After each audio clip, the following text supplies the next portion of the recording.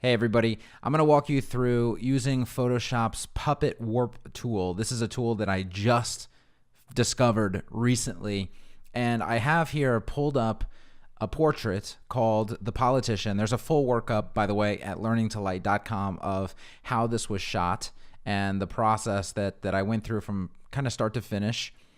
And this is a great time to just demonstrate how to get started with the Puppet Warp tool, because I found myself needing to use it right off the bat. Like I said, I discovered it a couple days ago and I found a perfect use for it right here. So what I'm going to do is I'm going to go into Photoshop CC, and I am going to, and by the way, you can ignore all of the layers here. We're working off this background layer, so none of the edits for this image are being shown right now. And all I'm going to do is I am going to Command J and copy that layer. Okay, I am going to go up to Edit and I'm going to go to Puppet Warp. Now there's some different settings for this. Notice nothing really happened except my cursor changed to a pin. Now I can show the mesh, and the way that Puppet Warp works is it creates a mesh over your image and then allows you to use different points on the mesh to manipulate different parts of the image. And the way that the reason this icon right here is a pin is because it allows you to set points. And points determine what's going to move and what's going to not move. Now I'm going to just hit escape real quick to delete all of that, and I'm just going to show you a couple different things using Puppet Warp, just like I was playing around with it, and you can jump in and do the exact same thing. Now I don't show the mesh when I use it. I don't really see a need for having the mesh. I'm not sure. I don't know. I haven't played with it enough to know why that might be necessary.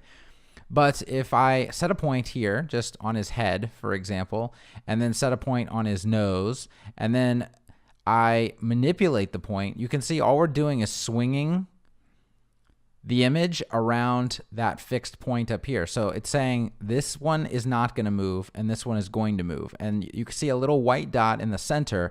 That is the active point. That is the point you're manipulating. Now, again, I'm going to put that back where it was. And I am going to go back to Puppet Warp. And this time, what I'm going to do is I'm going to actually start the edit, okay? So my goal here is to take this shoulder. If you see, it's not really looking that great because it takes up a large part of the bottom left of the frame here, and I don't particularly like it. And it kind of makes him look a lot wider than he really is. And this is just kind of some distortion from the photograph. So I'm going to start creating points that I don't want to move. So like I don't want that to move. I don't want this to move. I don't want this or any side over here really to move. And again, I may be doing this wrong or there may be like a more efficient way to do it. But now I'm going to start doing the points that I do want to move, which is between here and here. I want to curve this down and in. So remember, none of these points will move. Now I'm going to show you what happens if I started to, if I tried to make this manipulation without these points over here. And that's the reason I'm putting them there. Like I said, there may be a more efficient way, but for now, this is what's working for me. So now I'm going to take this and I'm going to just start manipulating it. And you can see that nothing else is moving, right? It's just this point being manipulated, and I can do a lot of different things with it, right? Now I want it to look kind of natural, so I'm just gonna, I think like maybe in that area is gonna be better. Now I'm just gonna hit enter, and it is gonna go ahead, think about it for a second, and then it's going to make that adjustment. Now, of course, I think you can quickly get rid of that with a little content aware scale, and that's that. So that's fixed. So I want to show you before and after. Now you do see some changes in the jawline right here as I turn this on and off. You are still going to see a couple changes, and that's because I didn't set points perfectly. But I'm okay with those things. Like nobody's going to know between there and there that his jaw moved a little bit. In fact, it slimmed him up a little bit. So that's not bothering me whatsoever. I got the shoulder to be where I wanted it. And you can see he looks much slimmer in the photo. And that's exactly the edit I did. Now, I do want to throw that away And then I'm going to recreate that layer, Command J.